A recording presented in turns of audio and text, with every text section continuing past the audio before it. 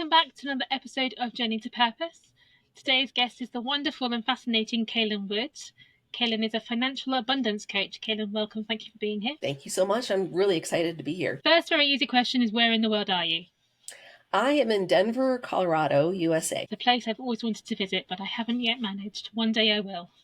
Well, when you do, look me up. Perfect. So, financial abundance coaching. Now, before we go into what this is, what you do, I want to kind of caveat this conversation with, I'm pretty certain there are a lot of people out there who talk about financial abundance and kind of are charlatans, right? It's a very sensitive subject for people. So from your point of view, what do you do, and then sort of why are you not a charlatan in the nicest possible way? Well, I think that many people who are working in financial abundance are looking for other people to pay them to make their own decisions. And what I do is I help people to make their own decisions. As a coach, I'm interested in what's important to each person that I work with, and therefore I'm working with their own priorities and helping them set their own priorities. So for me, that's what abundance is all about. It's different for every person. Interesting. Do you have a financial background when you went into this? Not really. Okay. I was always good with my own money. And so I used to balance my checkbook to the penny. I've gotten to where I don't do that any longer. But my grandfather was always really, really good with money. My mother was always really good with money. So my family grew up knowing that if you want to be able to do fun things, then you pay attention to where your money's going so that you can do the things you want to. No, it makes sense.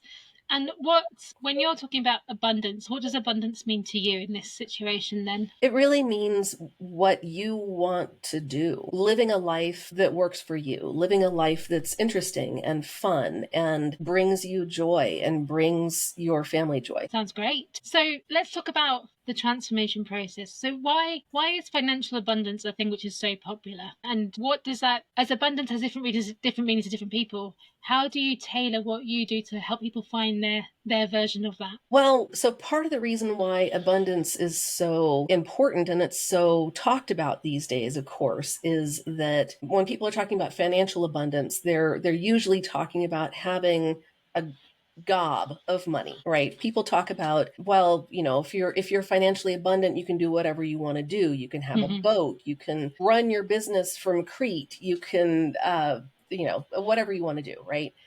And yes, that is true, but there's different abundances. For instance, my mother-in-law would never want to go visiting other places for a long period of time. She would never want to run a business from anywhere but her own plot of land. So for her, running a business from Crete wouldn't be abundance. It would be dread and drudgery, right? So I think that part of it is that we've become attuned to the Hollywood lifestyle. And so we think that in order to live a life of abundance, we have to have that yacht, those parties, the penthouse suite, the whatever. I mean, in America, and I don't know if this is a phrase that you use in the UK, but keeping up with the Joneses. Okay. Yeah. So I think that this is just like the thousands version of keeping up with the Joneses, right? Before we were looking at the people in our own society, in our own community, and wanting to have a house that was as big as our neighbors, or a car that was as big as our neighbors, or whatever. But now, as the world has become more connected and more supersized, I guess, we're now looking on Facebook or Instagram, and we're seeing the reels about our cousin who's gone on vacation to Malta or whatever. And so then the vacation that we had planned for the beach that's a couple of hours away looks kind of sad by comparison. But that's because we're putting our power in someone else's vision. But when we reel it back in and we sit with what feels good for us, do we really want to go to Malta? I don't like gambling. I don't want to go, spend money in casinos, which is the favorite thing that many people do when they're out here in Colorado. They go up in the mountains and they go gambling, and that sounds terrible to me. So I never knew that was a thing in Colorado. When I think of Colorado, I just think of like mountains and horseback riding and open spaces. Just goes to show, who knows? Skiing too. That's a big thing. Skiing, yeah, absolutely. So how do people find what they truly want? And I think you're right that keeping up with the Joneses definitely was a thing, can still be a thing for some people. But when you're bombarded with all these different data points on social media of look at what so and so has got, or look at this, beautiful picture, and you have people telling you that this is what you ought to want. So how do you really find out what it is that you want when you're overwhelmed with what's going on around you? I think the first thing you do is you have to stop. And if you're tending to spend a lot of time doom scrolling, then it's time for you to take a little pause from it, right? And also think about your own habits. If you're posting to social media, do you post the picture of the house when it's at its worst and everybody has runny noses and, you've just come off of a big project at work and you're tired and cranky? No, you post the things that are, the photo shoot that you and your lovely family did outside in the snow or in the beautiful weather or whatever. You post about your wonderful vacation to the beach, and so it's all curated, right? I mean, there's I don't know if you know Calvin and Hobbes. It's a cartoon, and there's a picture where he has a picture taken of himself and he curates everything around him very nicely. So he makes sure that he's looking good and his stuffed animal, Hobbes, is looking good. But then he like shoves all of the books and the toys and the whatever out of the way. So then you just see this lovely picture. But the reality is that books and the toys and the whatever are reality, right? So if we're curating what we're putting on social media, so is everyone else. And so if we think about reality, we can think about what things in my life really bring me joy. And for me, it's spending time with my family. It's the security that I know I'm going to be taken care of, whatever happens. It's reading, petting my cat. I don't care about a lot of the things that people tell me I ought to care about. I just don't. And so I think that checking in with yourself and kind of giving yourself a litmus test, right? Everybody else says that I should want a 5-bedroom house. Do I want a 5-bedroom house? You could list the pros and cons, right? Or you could just sit and say, is that something that's important to me? And when you get in touch with your heart and you get in touch with what you really want, it's really easy to start weeding those things out. I love that. And I personally don't want a 5-bedroom house because who's going to clean it? Precisely. Not going to be me. I mean, I don't mind getting a cleaner, but someone still has to clean it. So when someone comes to you, actually take a step back. First of all, for yourself, have you had to go on a journey yourself to get to a place where you feel that you are financially abundant? Are you in that place now? Or are you still working towards that? I am, and I'm still working toward it. So for me, it's funny because my journey to financial abundance myself is also mirrored by my journey to becoming a financial coach. Some people, when they're little, they know exactly what they want to be when they grow up, and then they become it, and it's all very, step by step and a very straight path. And that's not how it was for me. So when I was young, I thought I was going to be a lawyer, and then I was going to be a minister, and then I was going to be a teacher, and so forth and so forth. And I got my certification as a teacher. I was going to teach high school, so for us that's the age 14 through 18, so right before they go off to university. And then I realized that there was a lot involved in teaching that I was not really prepared for. So for us, there's a lot of discipline in the classroom, and I wanted to encourage people and inspire their love for Shakespeare because I was going to be an English teacher. So I ended up realizing that was not the role for me. And so I decided to look into some other options. And for one reason or another, I ended up in a job working for the US federal government. And it was a job that I never thought would make me happy. And I never thought that I'd spend 30 years doing it. Oh, wow. And it was a fine job. It was a good job working for a good agency. It was for fish and wildlife. So we did a lot of conservation work and helped with the endangered species and did great work. And it was a good mission, but it wasn't my job personally. I was doing IT support, which is hilarious because my husband's like, how could you have worked 30 years doing IT support and you can't turn on our TV? They are two very, very different situations. Thank you. So, But it was never what I wanted to be when I grew up. No, I knew I was doing good, and that helped my heart be happy. And I knew that Hmm. I was helping the person right in front of me.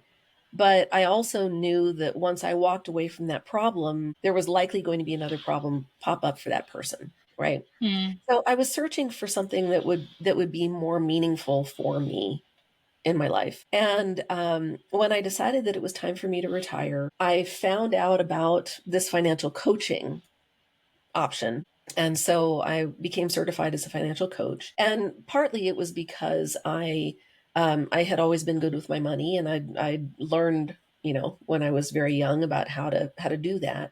But also because when I was in my early 20s and I had just started working for this federal agency, someone in my office said to me, now that you're working and you have a permanent income coming in, or steady income coming in, it's time for you to start investing. Hmm. And I said, no, that scares me. It feels like gambling. And Hmm. she wouldn't leave it alone. And she said, I'm telling you, this is the best decision you're going to make. And so I said, okay, I can't come up with, the amount that I was thinking that I should be investing. So I started small, Hmm. and I did it in a very convenient way. I went through, my employer had a retirement plan. And so I just started putting money in there. And I really urge people, as an aside, I urge people who are working for an employer to look in to see whether or not there is a retirement plan that allows them to invest, because number one, it's very easy. And Hmm. number two, a lot of times the employer will have some kind of matching funds available. And so if you are saving, if you're investing, then you get those matching funds. If you're not, you don't get those matching funds, and it's free money. So I always say,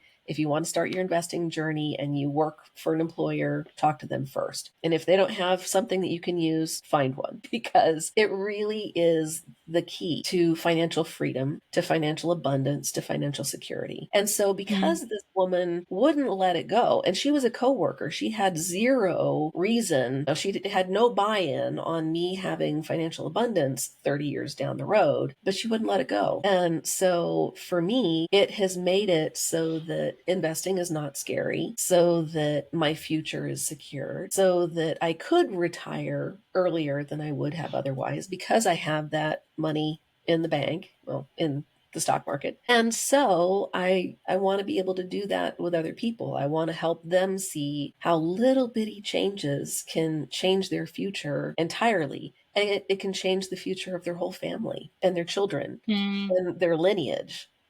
It's not something like in the IT world where you replace the printer, or you fix the connection, or you do whatever, and then a week later something else breaks it. It's brilliant. And I think, I mean, we talk about generational wealth quite a lot in the UK. Right now, there's some fallout going on between the farmers and the government because they've changed the tax rules, and a lot of farms are passed down through generations. And if they change the tax rules, it's going to make it harder to do that. Now, I don't have any comment on what's right or wrong here, but I think that the reality is, if you can pass down wealth to your children, they have a better chance in life. That is just a fact. So, of course, understanding how you can do that easily, and as I said, non-scarily, I think is a massive thing. And going back to the teaching part, one of the things I never learned in school was how to do money like this, how to run a business, how to do all those things that can make a substantial difference. And I've had to learn, as many of us have, as we've done it. But having, then this is where I guess going back to the financial abundance coaching, having someone like yourself who can help you picture what it is you want, but also understand these little changes, can be a game changer for people. Absolutely. And because it's not only the opportunity to have money to pass to your children, of course, there's always going to be the question of, how much of my money can I pass on to my children? What is the tax Yeah. rate? That's a question that's over here as well with the estate taxes. But regardless of that, number one, if you have enough money to pass on, maybe they only receive, I don't know, 40% of what you're hoping to pass on to them, but they still get something, right? But to me, the Yeah. biggest thing is that once you become comfortable with the idea of having wealth and managing wealth and creating wealth, then you teach your children that. So it's not Mm. just that you're passing along to them whatever you have left after after you're dead. You're also teaching them, when they're 2 or 6 or 18, how to use their own money and create their own wealth. And that's And big. it, and that that's so super important. And because it's the old teach a man to fish that he can fish for life type thing. It's the same with money. Absolutely. Absolutely. And I also think that one of the reasons why, for me, I focus on moms specifically. And the reason for that is because I think that it is changing. But in my experience, women tend to question themselves so much about finances. And so, especially in my generation, we were kind of taught that, I mean, on the one hand, we were starting to get out of the women should just stay home and take care of the children, right? So, we didn't have to fight that as much as our predecessors did. But at the same time, I don't know how many women I've talked to who said, "Oh, well, my husband handles the finances. My husband makes all those decisions." And even though now more women are handling the finances in their family than ever, by and large, what I hear is, but I have to check with my husband. If we're going to invest, I need to make sure that he's on board. And I don't disparage the idea that if you're in a partnership, then both people need to be on board with something, right?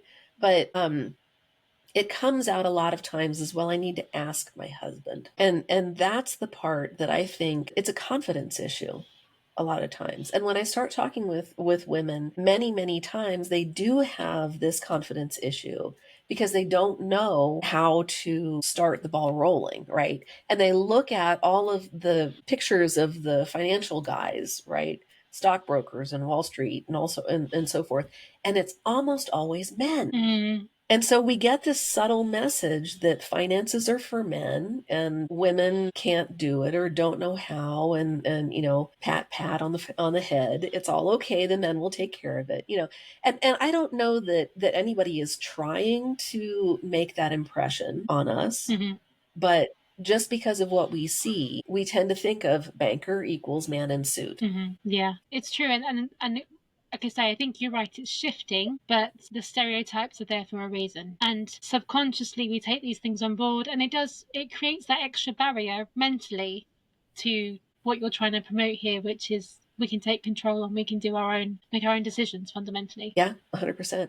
And I think that it's fantastic for both people, as I said, to be working together in partnership on this, right? And I also think that it's perfectly reasonable for one person in the family to take control of the money. And when I say take control, I mean obviously with the other person's buy-in on that, because one person tends to be better at finances and the other Mm. person tends to be better at something else, right? So you balance it out like any household chore. But I do think that it's important for both people in a marriage or in a partnership to be in control of their own finances, in control of their own wealth, making those decisions.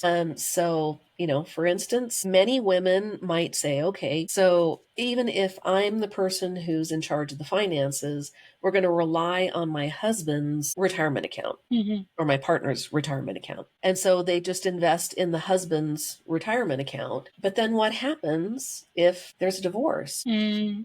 Then what does she have to rely on? So I think it's very Mm. important for each person in a partnership to have their own resources just in case, because things happen. I also think so. My husband and I had this. So he didn't work for a while. He was retraining. I paid all the bills. And I always wanted him to have money to spend for himself that didn't wasn't part of the house pot or anything else. Because I think it's just important from a psychological point of view of not being tied into somebody else and having that freedom to go. I just want to go and have a cup of tea with somebody. And when you're not earning temporarily like he was, psychologically actually your confidence can go as well if you don't have that separate source of money. So I completely agree. I guess it's the difference between, like you say, a consensual money imbalance versus a controlling money person, which is obviously a very different kettle of fish. Absolutely, absolutely. And to your point about having your own pot of money, I think that that's another thing that's important is to have an allowance. And so, Mm. when I say an allowance, what I mean is something that you're allowed to spend, right? So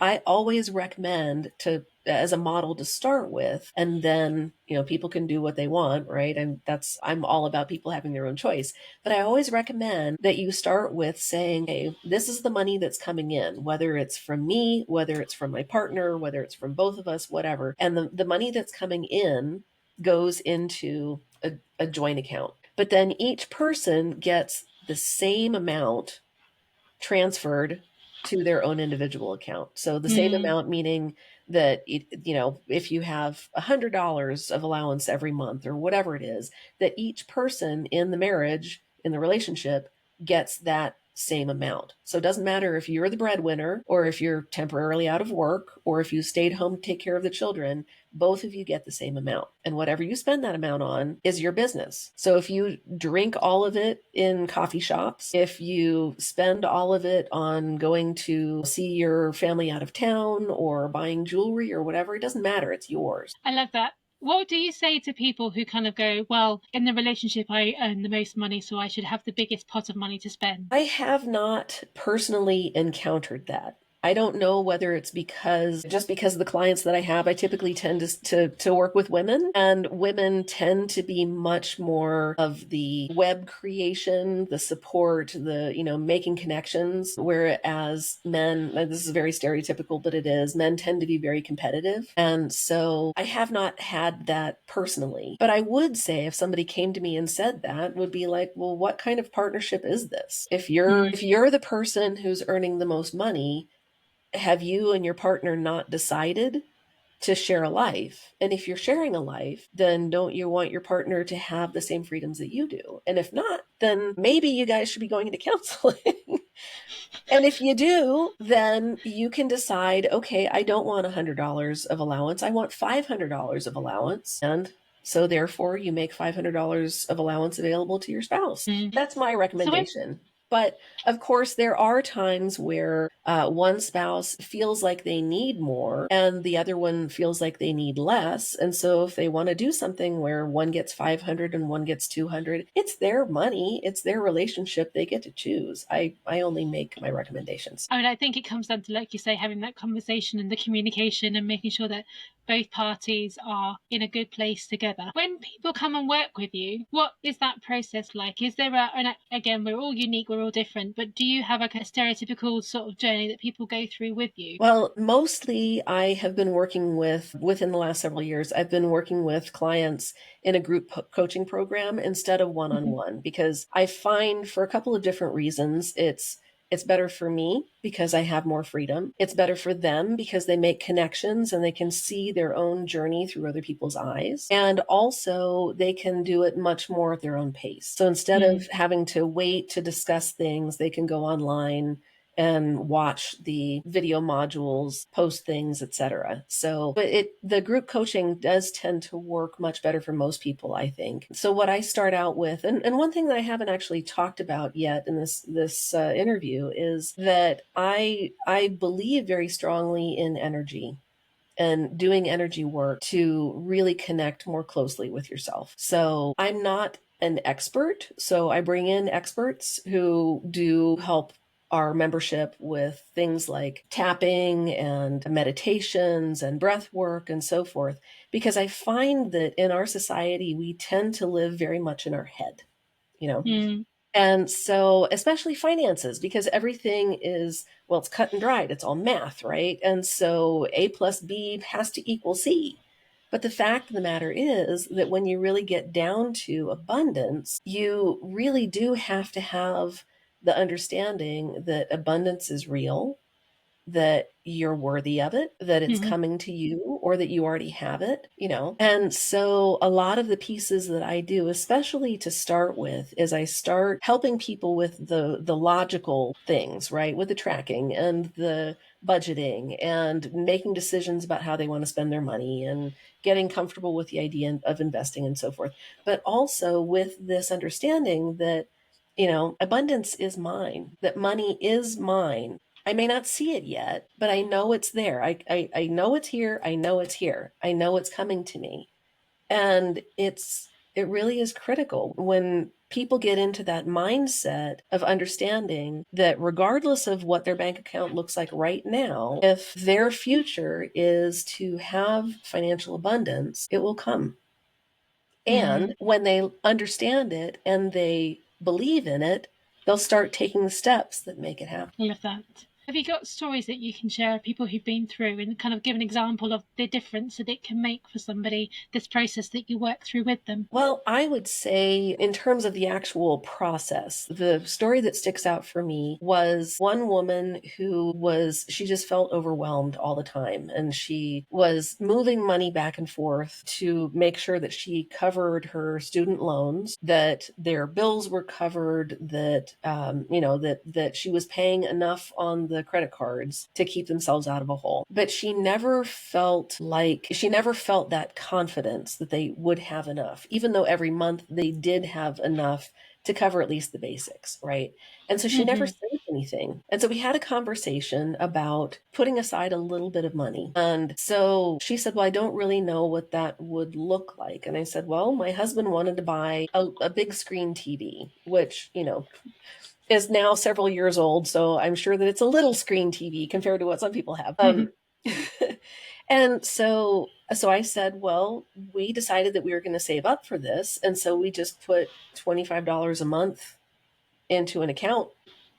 Not too long after that, we were able to purchase the TV. And she said, $25 a month, come on.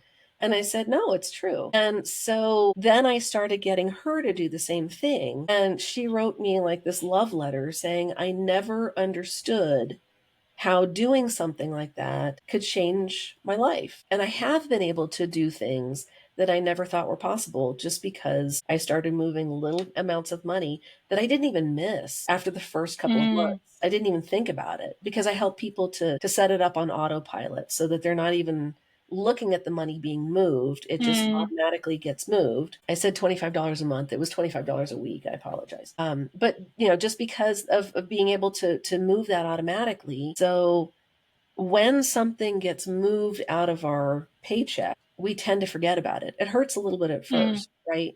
But then if it's just being done automatically, you don't even think about it after a couple of months. And then all of a sudden you look at your bank account, you're like, whoa, look at all that. Definitely.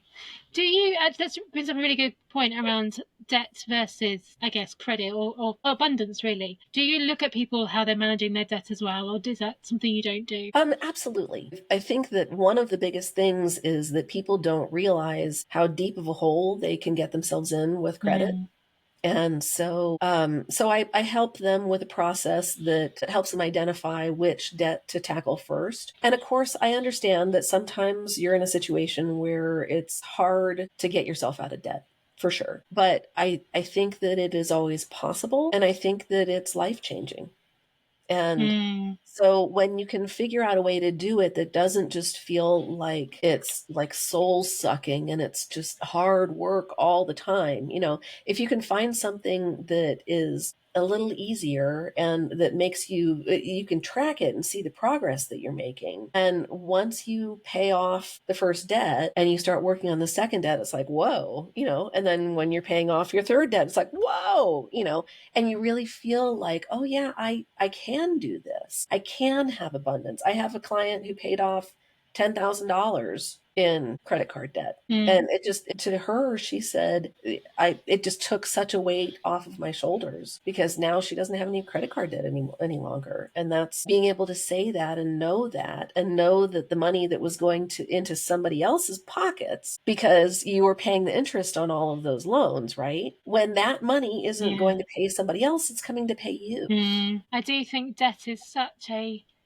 it's we talk about good debt and bad debt and and there's different views around whether mortgages are good or bad or whatever. For me, the only debt I want to have is a mortgage because then at least I know I'm investing in an asset. It will at some point I will pay off my mortgage and that's great. But I remember when I was younger, sort of just when I first graduated, I think after I paid all my bills, I had like £100 a month to live off, and I lived in the northeast, which is quite a cheaper part of the UK. It's where I'm from. But even so, £100 a month when you're sort of 21, 22 is a bit demoralizing for anybody. For sure. And I worked really hard to pay off my debt. But it's like this burden lifts, isn't it? Because suddenly, as you say, that money that's going elsewhere now comes to you. And I just think the thing that people forget around money. People say that money doesn't make you happy, and on one hand that is true, but not having money also does not make you happy. And the mental burden of not having money and having debt cannot be discounted.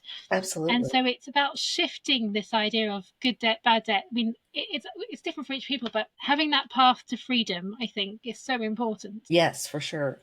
And, the joke, of course, is that money can't buy you happiness, but I'd sure like to try. Yeah, right. I mean, I always wonder, and people do that whole thing of like, if money wasn't a problem, what would you do? And I know I would still work in some way, shape, or form because I enjoy working. I enjoy what I do, but I might do it less. I might, do it more ad hoc. I don't know, but I do know that I struggle to imagine what my life would be like if I don't work. And the reason I do that is because I can't imagine a time when I'm going to be rich enough to not have to work, apart from hopefully retirement, although you never know these days. So it goes back to money may not make you happy, but actually I'm pretty certain it will make you happier, at least in the first instance. Absolutely. It at least gives you a So wider if range people of choices, right? Absolutely. And I think this is it. And the thing that worries me the most about where I am now is the uncertainty of the world in general. And this isn't down to any sort of political or specific thing. It is a case of we are rapidly changing. The work that we do changes, how we do things changing. Whether or not you believe in global warming, I think there are environmental concerns we have to consider, such as stuff will run out. There is that issue. And so in my mind, having financial abundance hopefully will give me an option to choose how I combat the uncertainty of the future. Whereas I think if you're stuck in that cycle of debt, if you're stuck in that what job that you hate but you're too afraid to leave because you're worried about the money side of it, it takes away that choice. And Yes. or rather you're left with a choice that you might not want, but it's the only choice you've got. Whereas having financial abundance gives you choice, better Yes, choices. absolutely. And I don't think that many people realize until they're in that job that they hate and they want to quit, but they don't have the opportunity to, Mm, how much that just sucks your life force out of you to yeah. have to spend whatever it is, 40 hours a week plus the commuting time and the whatever, somewhere else away from the people you love, away from the home that you've put together so that you could love it. It really is demoralizing. And being able to Mm, choose to be in something that you can't wait to go do yes. is it's I can't even describe how good it feels to, and from personal experience, I had a fine job. It was a good job. It paid good money. I liked my coworkers. I liked the mission. It wasn't that it was a terrible place to go, but it wasn't what I Mm. wanted to be when I grew up. You know what? I had one job which I was doing for the money because I went independent as a consultant and I got one of my first contracts and the environment was horrendous. It was so toxic. It was really unbearable. Do you know what? I was just getting to the point where I was days away from quitting, literally days away. And thank goodness they cancelled my contract and that of my entire team and paid us off for the rest of the month. And I was like, this is the best result ever. I mean, if that's not some sort of good energy karma thing going on, I don't know. And I just literally interviewed for a new contract. So like I was getting ready to leave and I was like, not only have I not had to endure this longer, but actually I've fallen on my feet. And I Yes. and I do with the energy side of things, I'm always wondering about what is it that you're putting out there that gives you these things? Because I'm a very chilled out person. That place made me miserable, and yet somehow I got the best outcome ever, which was getting paid off. Yeah. I mean, to me, that really feels like manifestation, right? You didn't want to be Yeah. there. You wanted different options, and you got different options and money. It was like the universe Yes. said, here you go. Well done. You know what you want. Go and have it. I mean, Absolutely. it doesn't always happen that way, but I've got to bottle whatever I did in that moment and try and repeat it in everything I do.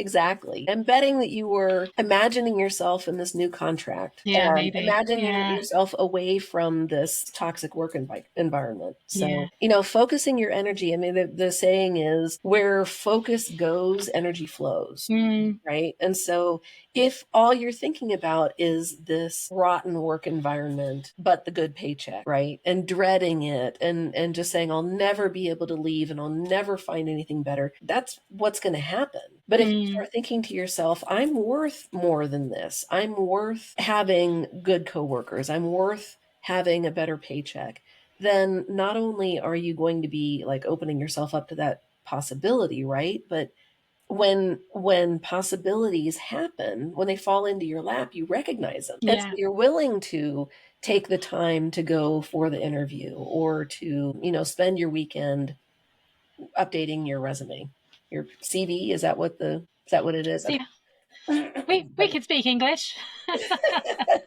You mentioned manifestation, and this is something that I'm very much on the fence about, because on the one hand, like that incident with the contract, I think I've had a very charmed life. That's not to say bad things haven't happened, but I kind of always know deep down I'm going to be okay. Like, I have this internal guide that goes, dig deep, work hard, whatever, it's going to be okay, and it always is okay. Mm. I'm not sure that's manifestation or just like I don't know. Sometimes I'm too stupid to think any different. I don't know, but with manifestation, again, there's a big market out there around manifesting what you want. Do you have a take on it, and do you use it in any way? I absolutely do.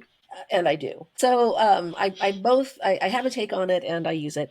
The way, a lot of people are very woo woo, and I am as well. I'm also, I love science, and I love proving things, and I'm very logical. So, if you can't bring something into the spotlight and figure out how it works, that's hard for me to swallow. But there's a whole lot of brain science behind manifestation and energy work. And so that's kind of one of my pet projects, is learning more about brain science, and how all of this stuff that's been going on for, thousands of years, Chinese medicine, works. Right? It has nothing to do with Western medicine, but it works. How does it work? Well, there's a lot behind it. And when you're thinking about manifestation, the example that I like to use, excuse me, We're both on the tail end of colds. This is like hardcore going now. it is, ugh, I'm done. I'm done with it. Pardon me. But the example that I like to use is this. If you are walking down the street and you're frowning, how many people are going to see you and want to engage with you? Whereas if you're walking down the street and you're smiling, how many people are going to see you and want to engage with you, right? Because people tend to want to be around somebody who makes them feel better. And so if you're smiling, number one, the person who you're talking to is probably going to smile, right? See? And so if you are wanting to manifest better things for yourself, walk around and smile, because other people are going to react to that. They're going to want to be around you. And because they're going to want to be around you, they're going to want to do things that will draw you more into their circle. And so if there's a job opportunity, if there's a connection with somebody else, if there's a party, they're going to want to invite you and help you to take part in that. And so just by smiling, you're opening up your world, and you're manifesting better things for yourself. That is a very incredibly simple take that I think I've never heard before, and I love it, because you're right. I was just reflecting though, so I'm from the north of England. We're a lot more open than people from the south of England, like London's the south. And there's a game I play on the tube, on the underground in London, which is I smile at random people when I'm bored. And it totally freaks them out, because it's not what you do in London. But I get so much pleasure out of it, and most people don't sit near me because it's weird if you're British. But I know in the northeast, if I do it on the metro in Newcastle, people just do it. They come and have a chat with you. It's very friendly. It's very outgoing. Like in London, you just don't do that. But you're right. Everything shifts, because actually the number of times people smile back at me, they just start laughing at me, and then everyone's great. And they probably still think I'm weird, and I probably am weird by British standards. But I've lived abroad, so that's my excuse. But smiling is a really, really simple and powerful tool that I think we forget about. So I love how simple that approach is. And breathing is another one of those tools. It's just so easy, right? I mean, we talked about living in your head, and it's easy to get spun up, right? Where you're worrying about something, and because you're worrying about it, you're putting energy toward it, and that means that more of your focus goes to that, and so forth. But if you can stop and say, I'm really anxious, I'm really aggravated about something, right? And you just stop and take a couple of deep breaths. Sometimes it's just a matter of like 3 deep breaths. If you're really anxious, maybe 10 deep breaths. And if you really, if you've never done it before, the way that I like to do it is like breathe in for 4 counts, and then hold for 4 counts, and then breathe out for 4 counts and hold for 4 counts. And that holding on the last part, when you've breathed out and you're holding for 4 counts, there's a part of you that's like, I'm gonna die. I need to breathe right now. But just having that space, it's like, yeah, I can do this. And it makes you focus on your breathing because, I mean, breathing is automatic, right? We can do it without thinking about it. But if you're having to count and you're having to struggle for the 4 counts of, I can't breathe yet. I can't breathe. Okay. To me, it really resets something because after I've taken those 3 deep breaths or the 10 deep breaths, it resets my anxiety, it resets my frustration, and I'm able to move forward and say, okay, I'm frustrated about this piece because, the tech didn't work. What am I overlooking? Or I'm anxious about this thing. What can I change in it instead of just letting myself get crazy? Love it. Simple, and also we all need to breathe. So it's something we can all do. Kaylin, it's been really wonderful talking to you. If people want to work with you or just follow out more of what you do, how can they find you? The easiest place is online at kaylinwood.com. And if they want to send an email, it's support@kaylinwood.com. Perfect. And I'll make sure that's in the show notes. Excellent. Thank you. Thank you ever so much for being here. It's been wonderful. Had a lot of fun. Thank you for taking the time. Thank you. It was a pleasure, and keep smiling. And, make Always. people uncomfortable by smiling because I bet they went home and cried at home. I know, absolutely. Thank you. Take care.